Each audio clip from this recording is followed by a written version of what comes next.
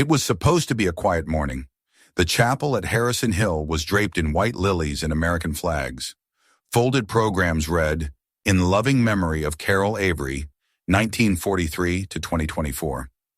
Inside, a few dozen people waited, speaking in whispers. 3 Marines in dress uniform had taken their seats in the back row, but the person they were waiting for hadn't come in yet.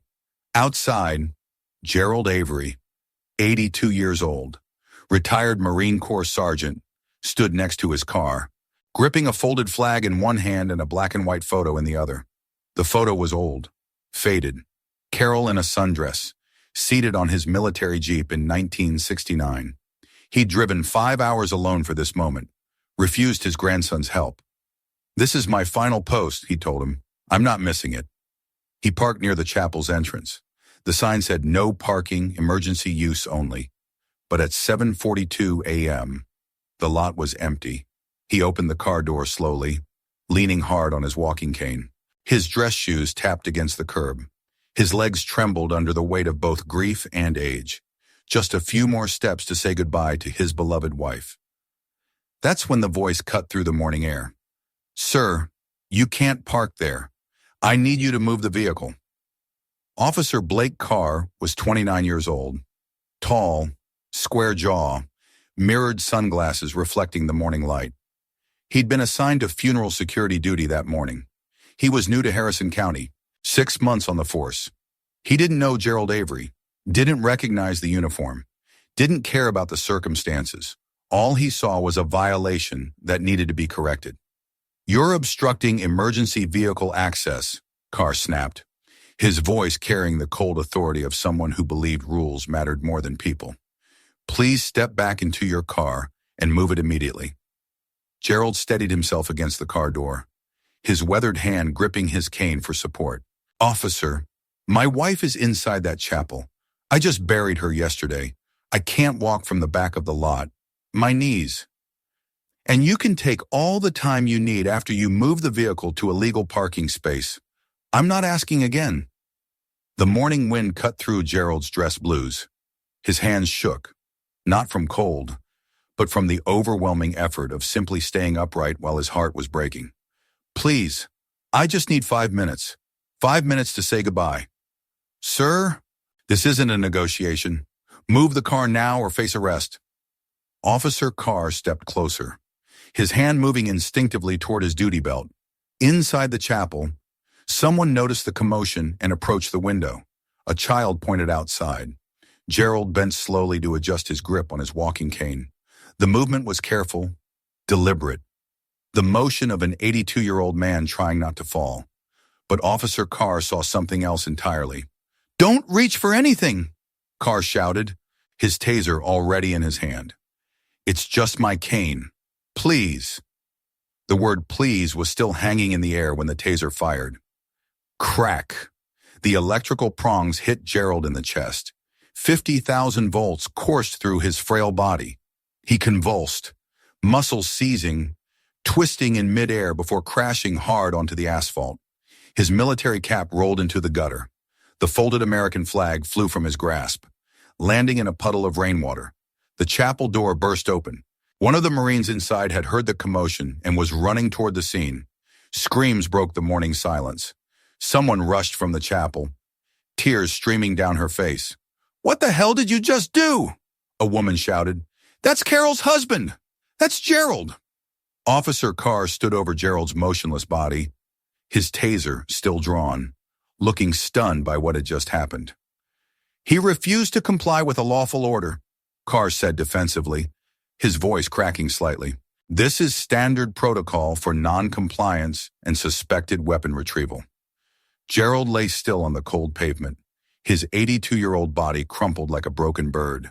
Blood trickled from where his head had struck the asphalt. The Marines from inside the chapel were now surrounding the scene, their faces showing a mixture of shock and growing rage.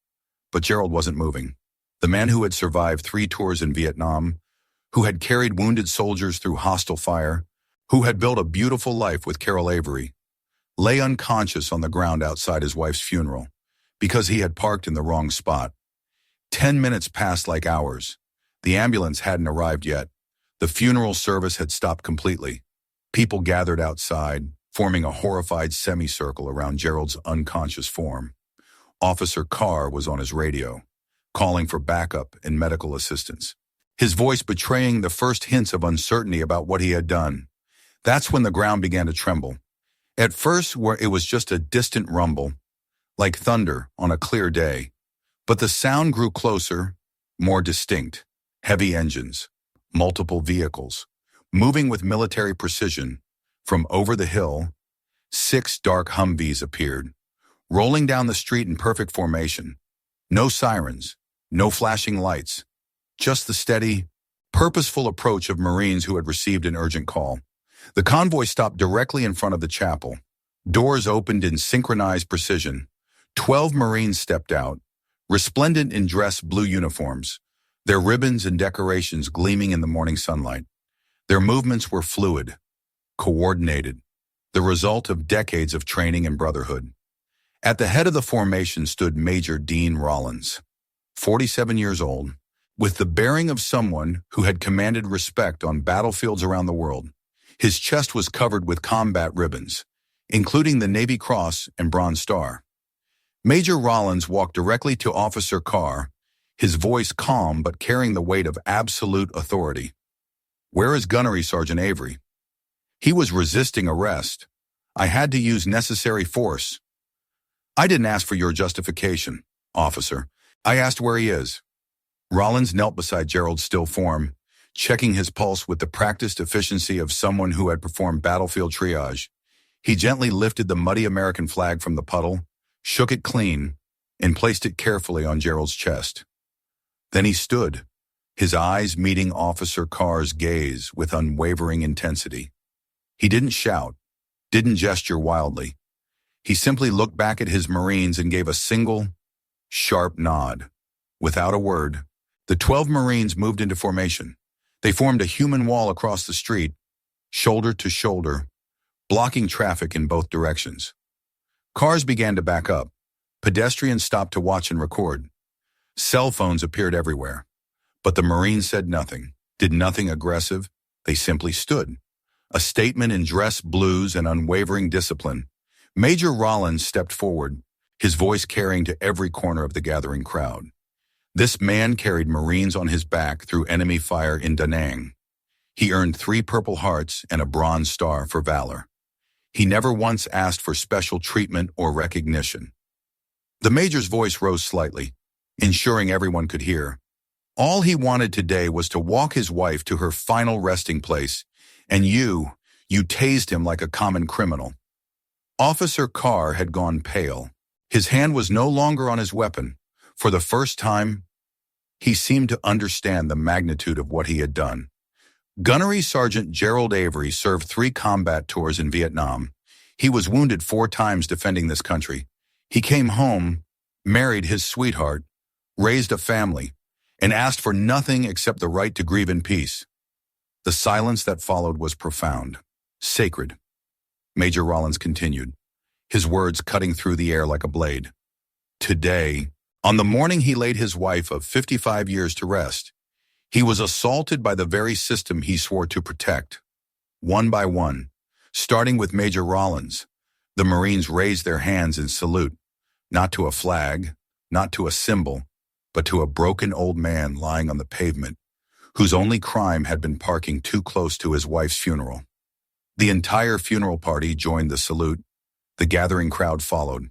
Even some of the news crew members who had arrived were standing at attention. The silence stretched on, broken only by the sound of Gerald's shallow breathing and the distant wail of the approaching ambulance. Officer Carr stood alone, isolated by his actions, watching as an entire street full of people honored the man he had just brutalized. The Marines held their salute until the paramedics arrived, a wall of honor protecting one of their own, even in his unconsciousness. Gerald woke up in the ambulance, confused and disoriented. The paramedic leaning over him had kind eyes and spoke with gentle authority. "You're going to be okay, sir. You took a hard fall, but nothing appears to be broken. We're taking you to Harrison General for observation." Gerald's first concern wasn't for his injuries. His weathered hands searched frantically across his chest until he found what he was looking for. the folded American flag, clean and properly creased, resting where Major Rollins had placed it. My wife, Gerald's voice was weak but urgent. The service. Sir, there are some people here who want to make sure you get to say goodbye properly. At Harrison General Hospital, doctors wanted to admit Gerald for extended observation. Head injuries in elderly patients were serious business, especially after electrical shock. But before they could complete the paperwork, a familiar figure appeared at Gerald's bedside. Major Dean Rollins, still in dress uniform, approached with the respect due a senior non-commissioned officer. Gunnery Sergeant, the ceremony is waiting for you, sir. Gerald looked up, his eyes still cloudy from the trauma. I can't walk, son. These old legs gave out on me. You don't have to walk, sir. We've got you covered. 30 minutes later, 2 Marines gently lifted Gerald from the hospital bed into a wheelchair, then into a military transport van. No fanfare, no media circus, just quiet dignity and overdue respect. When they arrived back at Harrison Hill Chapel, the scene had transformed completely. The street was lined with American flags held by veterans in dress uniforms. Active duty Marines formed an honor corridor from the curb to the chapel door. This time, nobody questioned where Gerald parked. Inside the chapel, the service that had been interrupted by violence was finally completed with honor. Carol's casket was surrounded by fresh flowers from veteran organizations, military units, and complete strangers who had seen the news coverage and wanted to pay their respects. Gerald sat in the front row, his wheelchair positioned perfectly, finally able to say goodbye to his beloved wife, surrounded by the brotherhood that understood sacrifice. The service was simple but powerful. A military chaplain spoke about love that endures beyond death, about service that continues even in grief, about the bonds that connect all who have worn the uniform. When it came time for Gerald to speak, he was wheeled to the podium. His voice was stronger now, carrying the authority of a man who had found his purpose again. Carol knew this day would come.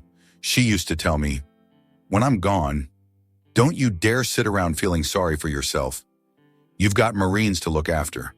He looked out at the crowd, seeing faces young and old, all united in respect and understanding. She was right. We take care of our own.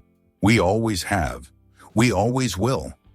After the service, at Carol's graveside, the crowd that had gathered wasn't made up of sensation seekers or protesters. These were veterans and their families, active duty service members, and ordinary citizens who wanted to witness something important. As Gerald sat beside his wife's grave, a small boy approached, maybe 10 years old, wearing a Cub Scout uniform and carrying a small American flag. "Sir, I saw what happened on the news. I just wanted to say thank you for serving our country." Gerald's voice cracked with emotion. "Don't thank me, son. Thank her. She gave me the strength to serve and the reason to come home." The boy placed his small flag on Carol's grave, then stepped back and saluted with the seriousness of someone who understood the moment's importance. As the afternoon sun broke through the clouds, illuminating the cemetery with golden light, the Marines formed one final formation around Gerald and Carol's grave. Outside the chapel, someone had written in chalk on the sidewalk, "You don't tase a hero." Later that week, Officer Blake Carr was placed on unpaid administrative leave, pending a full investigation. The mayor issued a public apology. The police chief announced mandatory training on veteran recognition and crisis de-escalation. But Gerald didn't need revenge. He got something better. He got his brotherhood back. The video of the Marines taking the street had gone viral, but not for the reasons most viral videos spread. This one spread because it reminded people what honor looked like, what it meant to stand up for those who had stood up for everyone else. Gerald moved into a veterans community home near the base. Every Sunday out Marines would visit, bringing stories and companionship. They didn't come because they had to. They came because Gerald was family. At Carol's grave, now marked with a beautiful headstone donated by the Marine Corps League, Gerald would sit every evening at sunset, sometimes alone, sometimes with his new brothers. On the 6-month anniversary of Carol's funeral, Gerald found a note tucked under his car windshield. It was from Officer Carr, written in shaky handwriting, "Mr. Avery, I can never undo what I did, but I promise to spend the rest of my career making sure no veteran is ever treated the way I treated you. Semper Fi. Gerald looked up at the sky, where the first stars were beginning to appear. We did it, Carol, he whispered. We taught them how to remember. The Marines around him stood at attention and saluted the evening sky. Comment Semper Fi.